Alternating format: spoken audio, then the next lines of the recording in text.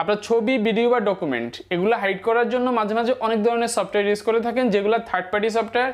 এর মাধ্যমে আপনার মোবাইল হ্যাং হতে পারে, মোবাইলে ম্যালওয়্যার অ্যাটাক করতে পারে। কিন্তু আপনি চাইলে কোনো ধরনের অ্যাপস ছাড়াই কিন্তু ছবি, ভিডিও বা ডকুমেন্ট হাইড করতে পারেন। এর জন্য আপনাকে করতে হবে কি, আপনার মোবাইলের ফাইল ম্যানেজারে চলে যেতে হবে।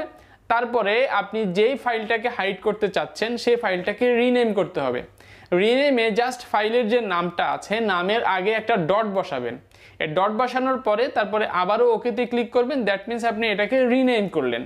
এবং আপনি দেখবেন এই ছবি বা ভিডিওটা আপনি কিন্তু আর গ্যালারিতে দেখতে পারবেন না।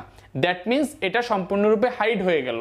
তারপরে আপনি যদি আবারও এটাকে আনহাইড করতে চান, তাহলে আবারও ফাইল ম্যানেজারে চলে যাবেন এবং যেটাকে আনহাইড করতে চান তার উপরে রিনেম করবেন। রিনেমে জাস্ট ডটটা উঠিয়ে দিলে সেটা আবার ভিজিবল হয়ে যাবে। এভাবে আপনি কিন্তু চাইলে থার্ড পার্টি অ্যাপস ব্যবহার না করেই কিন্তু যে কোনো ছবি বা ভিডিওকে হাইড করতে পারেন। ভিডিওটি ভালো লাগলে লাইক, আর এই ধরনের ভিডিও পেতে